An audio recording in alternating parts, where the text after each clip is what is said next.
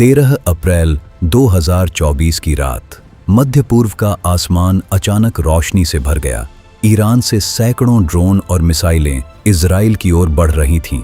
यह सिर्फ एक सैन्य हमला नहीं था, यह उस लंबे संघर्ष का नया अध्याय था जो दशकों से ईरान और इजराइल के बीच चलता आ रहा है। मध्य पूर्व का यह छोटा सा इलाका दुनिया के सबसे जटिल और संवेदनशील राजनीतिक टकरावों में से एक का केंद्र बन चुका है। लेकिन इस संघर्ष को समझने के लिए हमें समय में थोड़ा पीछे जाना होगा। लगभग 45 साल पहले 1979 में ईरान में एक ऐतिहासिक क्रांति हुई। लाखों लोग सड़कों पर उतर आए और देश की सत्ता बदल गई। इस क्रांति ने शाह मोहम्मद रजा पहलवी की सरकार को हटा दिया और एक नई इस्लामिक सरकार की स्थापना हुई। 1 फरवरी 1979 को आयतुल्लाह रूहुल्लाह खोमैनी 15 साल के निर्वासन के बाद ईरान लौटे। उनके नेतृत्व में ईरान ने खुद को एक इस्लामिक रिपब्लिक घोषित किया। नई सरकार का दृष्टिकोण पश्चिमी देशों और इजराइल के प्रति काफी अलग और कठोर था। धीरे धीरे ईरान ने मध्य पूर्व में अपने प्रभाव को बढ़ाना शुरू किया। 1980 के दशक में लेबनान में एक नया संगठन उभरा। यह संगठन था हिजबुल्लाह, जिसे ईरान का समर्थन मिलने लगा। इजराइल और हिजबुल्लाह के बीच तनाव और संघर्ष बढ़ने लगे और यहीं से ईरान और इजराइल के बीच एक लंबा अप्रत्यक्ष संघर्ष शुरू हुआ। समय के साथ यह टकराव कई देशों तक फैल गया। 2010 के दशक में सीरिया का गृह युद्ध मध्य पूर्व की राजनीति को और जटिल बना रहा था।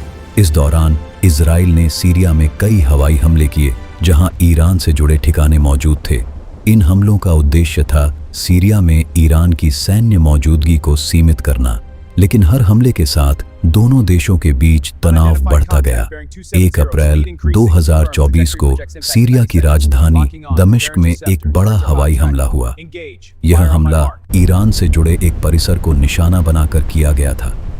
इस घटना के बाद मध्य पूर्व में तनाव अचानक बहुत ज्यादा बढ़ गया। ईरान ने साफ कहा कि इस हमले का जवाब दिया जाएगा। इसके बाद क्षेत्र में सैन्य गतिविधियां तेज हो गईं। दुनिया भर के विशेषज्ञों को लगने लगा कि अब एक बड़ा टकराव सामने आ सकता है। और फिर 13 अप्रैल 2024 की रात ईरान ने इजराइल की ओर सैकड़ों ड्रोन और मिसाइलें लॉन्च की। यह हमला कई दशकों में पहली बार सीधे तौर पर किया गया था। ड्रोन लंबी दूरी तय करते हुए इजराइल की ओर बढ़ रहे थे। इसके साथ ही कई बैलिस्टिक मिसाइलें भी आसमान में दागी गईं। कुछ ही मिनटों में पूरा आसमान मिसाइलों की चमक से भर गया। लेकिन इजराइल की एयर डिफेंस सिस्टम तुरंत सक्रिय हो गई। इंटरसेप्टर मिसाइलें आसमान में जाकर इन हमलों को रोकने लगीं। रात का आसमान मिसाइलों और विस्फोटों से जगमगा उठा। कई मिसाइलें हवा में ही नष्ट कर दी गईं। लेकिन इस घटना ने दुनिया भर का ध्यान मध्य पूर्व की ओर खींच लिया। विशेषज्ञों का मानना है कि यह संघर्ष सिर्फ 2 देशों के बीच नहीं है। इसके पीछे पूरे क्षेत्र की जटिल राजनीति और कई अंतर्राष्ट्रीय हित जुड़े हुए हैं। आज भी ईरान और इजराइल के बीच तनाव बना हुआ है। दुनिया यही सवाल पूछ रही है, क्या यह संघर्ष यहीं रुक जाएगा या आने वाले समय में यह और बड़ा रूप ले सकता है? इतिहास हमें यही सिखाता है कि मध्य पूर्व की राजनीति अक्सर अप्रत्याशित होती है और इस क्षेत्र में हर घटना दुनिया की राजनीति को प्रभावित कर सकती है। इसलिए ईरान और इजराइल के बीच का यह संघर्ष सिर्फ एक क्षेत्रीय विवाद नहीं है, यह एक ऐसी कहानी है जिसके परिणाम पूरी दुनिया को प्रभावित कर सकते हैं।